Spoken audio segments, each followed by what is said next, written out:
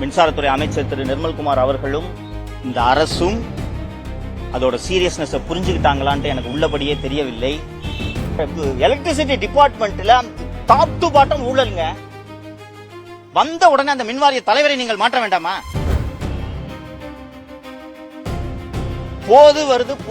எல்லார் வீட்லயும் fridge, washing machine, TV எல்லாமே வச்சிருக்கோம். ஒரு நாளைக்கு 20 வாட்டி கரண்ட் போயிட்டு வந்துச்சுன்னா விளங்குவாங்க அந்த மிஷின். பெயருக்கு தான் திரு சிவசங்கர் அமைச்சர், துறையை நடத்துனது செந்தில் பாலாஜி. அவர்தான் அதில் முக்கிய குற்றவாளி என்பது எல்லோருக்கும் தெரியும். நீங்கள் புதியவர்கள், நிர்வாகம் என்றால் என்னவென்றே தெரியாமல் வந்திருக்கிறீர்கள். அந்த தவறை செய்து விடாதீர்கள் என்பதற்காகத்தான் மீண்டும் மீண்டும் சுட்டிக்காட்டுகிறேன். அந்த ஹார்ட் டிஸ்க் காணாமல் போன விவகாரம் மிக மிக தீவிரமான விவகாரம் என்பதை நான் ஏற்கனவே ஒரு பத்திரிகையாளர் சந்திப்பில் வலியுறுத்தி இருக்கிறேன். மின்சாரத்துறை அமைச்சர் திரு நிர்மல்குமார் அவர்களும் இந்த அரசும் அதோட சீரியஸ்னஸ் புரிஞ்சுக்கிட்டாங்களான்ட்டு எனக்கு உள்ளபடியே தெரியவில்லை. விசாரணை நடக்கிறது, விரைவில் குற்றவாளிகள் கண்டுபிடிக்கப்படுவார்கள். விசாரணை நடப்பதனால் நான் எதுவும் சொல்ல விரும்பவில்லை அப்படின்றத அமைச்சர் திரு நிர்மல்குமார் அவர்கள் மீண்டும் மீண்டும் வலியுறுத்துகிறார். கடந்த 2025 தொடக்கத்தில் மின்வாரியத்தின் தலைவராக திரு ஜே ராதாகிருஷ்ணன் IAS அவர்களை தமிழக அரசு, அப்போதைய திமுக அரசு நியமித்தது. உங்களுக்கு திமுக அரசுல நடந்த நியமனங்கள் எல்லாருமே நண்பர்கள் அத்தனை பேருக்கும் தெரியும். ஒரு பணம் கொழிக்கும் ஒரு துறையின் தலைவராக எப்படிப்பட்ட IAS அதிகாரியை போடுவாங்க? நேர்மைக்கு பெயர் போன ஒரு அதிகாரியை போடுவாங்களா? நீங்க டிரான்ஸ்பார்மர் டெண்டர்ல அடிக்க முடியுமா? சோலார் டெண்டர்ல அடிக்க முடியுமா? பிரைவேட் பவர் பர்ச்சேஸ்ல அடிக்க முடியுமா? எதுல பண்ண முடியும்? நமக்கு சொல்றதுக்கு எல்லாம் ஒத்துழைப்பு கொடுக்கக்கூடிய ஒரு அதிகாரி தான் அங்க போடுவாங்க. அப்படித்தான். இன்னொன்னு, அந்த நேரத்தில் அந்த நியமனத்தில் இருக்கக்கூடிய சிக்கல் என்னன்னு கேட்டீங்கன்னா, பெயருக்கு தான் திரு சிவசங்கர் அமைச்சர், துறையை நடத்துனது செந்தில் பாலாஜி. அப்ப இது ரெண்டுக்கும் ஏற்றார் போன்ற ஒரு அதிகாரியை அங்க நியமிக்கணும். அந்த அதிகாரியவே மாத்தாம நீங்க எப்படி சார் ஊழலை கண்டுபிடிக்க போறீங்க? சொல்றாரு நாங்க குற்றவாளிகளை கண்டுபிடிப்போன்ட்டு. நான் அந்த ஏற்கனவே பத்திரிகையாளர் சந்திப்புல சொன்னேன். நான் ஒரு அரசு அலுவலகத்துல 18 ஆர்டிஸ்க்கு திருடுறதுக்கு எப்படிங்க கவர்மெண்ட் சர்வெண்ட்டுக்கு துணிச்சல் வரும்? அப்படி அது நடக்குதுன்னா அதில் சம்பந்தப்பட்டவர்கள் தான் அதை செய்ய வேண்டும். அதில் சம்பந்தப்பட்டவர் செந்தில் பாலாஜி மற்றும் சிவசங்கர், அவங்க 2 பேருமே அங்க இல்ல. இப்ப யார் தொடர்ந்து அங்க இருக்கிறது? திரு ஜே ராதாகிருஷ்ணன் திமுக ஆட்சியிலும் மின்வாரிய தலைவராக இருக்கிறார், இப்போதும் மின்வாரிய தலைவராக இருக்கிறார். அப்ப அவரை மாற்றாம நீங்க எப்படி இந்த ஊழலை கண்டுபிடிப்பீங்க? ஹார்ட் டிஸ்குகள் காணாமல் போனதும் முதல் சந்தேகம் இவரை நோக்கி தானே திரும்பி இருக்கணும். இன்னைக்கு நான் முதல்வர் பார்வைக்கு வச்சிடுறேன். அதோ நீங்க எல்லாம் இன்டெலிஜென்டான ஆட்கள், பத்திரிகையாளர்கள், உங்களுக்கு தெரியும்.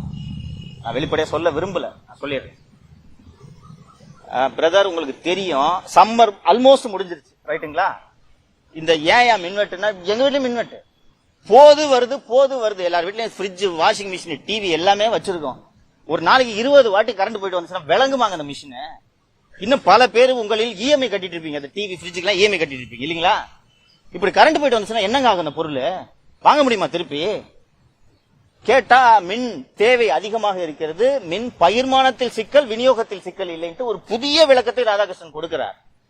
உங்களுக்கு மே முதல் வாரத்தில் கத்திரி வெயில்ல இந்த ஷார்டேஜ் நடந்துச்சுன்னா நான் புரிஞ்சுக்கிறேன், வெயில் பீக்ல இருக்குன்ட்டு. ஆல்மோஸ்ட் சம்மர் முடிஞ்சிருச்சு, கேரளாவில் பருவமழை தொடங்கி விட்டது.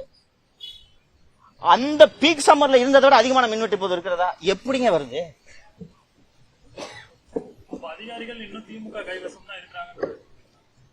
திமுக அதிகாரிகளை ஏன் இந்த அரசு தேர்ந்தெடுத்து முக்கிய பதவிகளுக்கு நியமிக்கிறது என்பதுதான் நான் இந்த அரசை பார்த்து கேட்கக்கூடிய கேள்வி. திமுக அரசுக்கு நெருக்கமான அதிகாரிகள், ஊழல் செய்ய துணை போன அதிகாரிகளை தானங்க திமுக அரசு தேர்ந்தெடுத்து நியமிக்கும். அதே அதிகாரிகளை முக்கிய பதவிகளுக்கு நீங்கள் நியமிக்கிறீர்கள் அல்லது அந்த அதிகாரிகளை தொடர விடுகிறீர்கள் என்றால் திமுக ஆட்சி தொடர வேண்டும் என்று இந்த முதல்வர் விரும்புகிறாரா, தாவேக விரும்புகிறதான்றதான் நான் உங்களுக்கு முன்னாடி கேள்வியா வைக்க விரும்புறேன். எலக்ட்ரிசிட்டி டிபார்ட்மெண்ட்ல டாப் டு பாட்டம் ஊழலுங்க. வந்த உடனே அந்த மின்வாரிய தலைவரை நீங்கள் மாற்ற வேண்டாமா? போர்மேனையா மாத்திட்டு இருப்பீங்க? மின்சாரத்துறை அமைச்சர் திரு நிர்மல்குமார் அவர்கள் போய் ஆய்வு செய்துட்டு லைன்மேன் எல்லாம் 4-5 பேர் சஸ்பெண்ட் பண்ணாரு. அப்புறம் அவங்க லைனை புடிங்கி விட்டு திருப்பி ரீஇன்ஸ்டேட் பண்றாரு. கீழே இருக்கிற அந்த ஏழை தொழிலாளிகளா ஊழலில் ஈடுபட்டவர்கள் யார்? அந்த ஊழலுக்கு காரணமானவரை அவரை பக்கத்தில் வச்சுக்கிட்டு இருக்காரு. என்ன நிர்வாகம் பண்றீங்க நீங்க? அந்த அளவுக்கு கடுமையான வார்த்தைகளை நான் பயன்படுத்த விரும்பவில்லை சார். திமுகவால இந்த பல பிரச்சனைகள் திமுகன்றதை நானும் ஒத்துக்கிறேன் சார். நானும் கடுமையான விமர்சனங்கள் பண்ணிருக்கேன். பல பிரச்சனைகள் திமுகவால. ஆனா அந்த திமுக அமைச்சர்களும் முதலமைச்சரும் மட்டுமே அந்த தவறுகளை செய்திருக்க முடியாதல்லவா? அவர்களுக்கு துணை போனது இந்த அதிகாரிகள் தானே. அந்த துணை போன அதிகாரிகளை நீங்க கூடவே வச்சுக்கிட்டு திமுக பண்ணிருச்சுன்னு சொன்னா இவங்க எல்லா தகவலும் திமுகவுக்கு சொல்ல மாட்டார்களா? நான் ஏற்கனவே நடந்த பத்திரிகையாளர் சந்திப்புல சொன்னேன். என்போர்ஸ்மெண்ட் டைரக்டரேட் என்ன டாக்குமெண்ட்ஸ டிஜிபிக்கும் டிவிஎஸ்சிக்கும் அனுப்புச்சு அப்படின்றது திரு கே நேரு அவர்களுக்கு எதுவுமே தெரியாது. பயந்துகிட்டு இருந்தாரு. என்னதான் பண்ணினா யாரோட டிரான்ஸ்கிரிப்ட் போச்சுன்னா கவின் அவரோட பி அந்த டிவி ட்ரூ வேல்யூ ஹோம்ஸ்ல வேலை செஞ்சாங்க திரு நேரு அவர்களோட பிஏ இவங்களோட டிரான்ஸ்கிரிப்ட்ஸ் வாட்ஸ்அப் சாட்ஸ் எல்லாமே மாட்டுச்சு. என்ன மாட்டுச்சுன்னு அவருக்கு தெரியல. நியூஸ் பேப்பர்ல வந்து செய்தியை தவிர அருண் போய் மொத்தத்தை ஜெராக்ஸ் போட்டு கொடுத்துட்டாரு. இதுக்கு தானே நீங்க இதை பாருங்க. புதிய கட்சி, உங்களுக்கு நிர்வாக அனுபவம் இல்லை, அரசியல் அனுபவமே குறைவு, உங்களுக்கு குறைந்தது 6 மாத காலம் அவகாசம் வழங்க வேண்டும் அப்படின்றதுக்காக தான் கடும் விமர்சனங்களை வைக்க வேண்டாம் என்று பொறுமையாக இருக்கிறோம். நீங்கள் கற்றுக்கொள்ள வேண்டாமா? குறைந்தது சரியான அதிகாரிகளை தேர்ந்தெடுக்க வேண்டாமா? இதனால் இவன் முடிக்கும் என்றாய்ந்து ஆட்சி செய்ய வேண்டாமா? காவல்துறையில நல்ல அதிகாரிகள் எல்லாம் போட்டிருக்கீங்க. பல துறைகளுக்கு டிஜிபி, HOPF ஆகட்டும், இன்டெலிஜென்ஸ் ஆகட்டும், சிட்டி ஆகட்டும், நல்ல அதிகாரிகளை போட்டிருக்கிறீர்கள். முக்கிய துறையான லஞ்ச ஒழிப்பு துறைக்கு இப்படிப்பட்ட ஒரு கருப்பு அட்டை கொண்டு வந்து நியமிக்கலாமா? நான் மட்டும் சொல்லவில்லை, ஊரே சொல்கிறது. இவ்வளவு பேர் சொல்லியும் நீங்கள் திருத்திக் கொள்ளவில்லை என்றால் என்ன விமர்சனங்கள் வந்தாலும் திமுக அரசு போலவே எங்களுக்கு கவலை இல்லாமல் நாங்கள் ஆட்சியை நடத்த போறோம் என்ற எண்ணத்தில் இந்த முதல்வர் இருக்கிறாரா என்ற கேள்வியை தான் நான் வைக்க விரும்புகிறேன். போன ஆட்சியில அதிகாரிகளுடைய ஆட்டம் அதிகமா இருக்குன்னு சொல்லிக்கிட்டே இருக்கீங்க. அது இந்த ஆட்சியிலையும் தொடர ஆரம்பிக்குது அப்படிங்கிற நோக்கத்துல எடுத்துக்கலாமா? ஒரு மாதம் தான் ஆகியிருக்கிறது. அதிகாரிகள் ஆட்டம் தொடரக்கூடாது என்பதற்காகத்தான் நான் மீண்டும் மீண்டும் சுட்டிக்காட்டி கொண்டிருக்கிறேன். இந்த தப்ப பண்ணிடாதீங்க.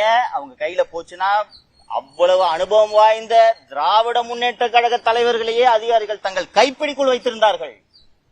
அந்த அதிகாரிகளை மீறி முதல்வராலும் அமைச்சர்களாலும் எதுவுமே செய்ய முடியவில்லை. நீங்கள் புதியவர்கள், நிர்வாகம் என்றால் என்னவென்றே தெரியாமல் வந்திருக்கிறீர்கள்.